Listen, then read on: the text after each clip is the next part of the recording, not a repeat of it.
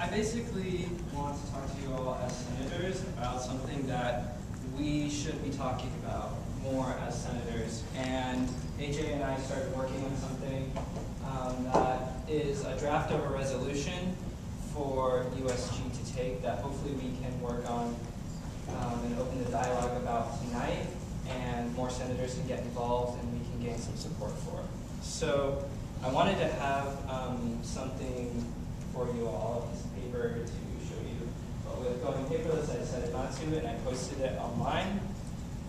So if you all on your laptops want to go to my website for Senate Matters, which is Judd, Judd for CLAS.com, you can see what we've been working on. And this is about the Arizona Higher Education Enterprise. On September 24th, here on our campus, President Crow, along with the president of NAU and the president of U of A, presented a report to the Arizona Board of Regents that they called the Arizona Higher Education Enterprise. The Arizona Board of Regents looked at it, talked about it, said they wanted to talk more about it, and other than that, not much has been done. Although some of our regents have said they're talking to their partners at the state capitol about this. This is a plan that will, if put into effect, drastically restructure the entire higher education system in our state. This is a plan that would affect the educations of over 150,000 Arizona students, or other students in Arizona. And this is a report about which students have not been approached at all. If you remember at the last Senate meeting, I asked President Goulding whether or not Dr. Crow had reached out to students about this plan, or rather this report, as he calls it. And the answer was no. So Dr. Crow has not reached out to us. I wanted to double check, so I emailed Dr. Crow last Wednesday. I was not sure. I emailed Dr. Crow last Wednesday and asked him if this was correct, because I wanted to make sure. And he said, actually, you were correct. He hadn't reached out to students at all. And he said that the reason for that is that he doesn't feel like there's anything to bring to students yet.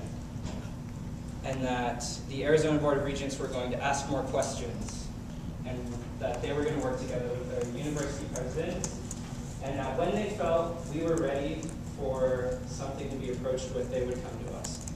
I don't think that's acceptable. And so I'm coming before you here in the open forum to start this discussion. And I think that we as Senate need to be more involved in these procedures.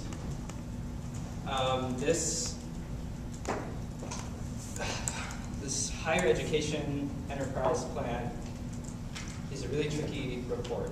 And we need to be very cautious, very careful with the direction we move in this, and we need to be involved starting now. So, when we talked about the DREAM Act a couple Senate meetings ago, somebody said, we need to protect our education. And I thought a lot about that. I thought about what that means and how I feel about it, and I think I agree with that. As student leaders, we do need to protect our education. But we need to keep in mind what we're protecting our education from and who we're protecting it for. And being cut out of the conversation in the beginning, a conversation about 150,000 of us, is unacceptable. So I ask that you take a look at what I posted. There's the document, the beginnings of a resolution that Senator Everett and I began earlier today.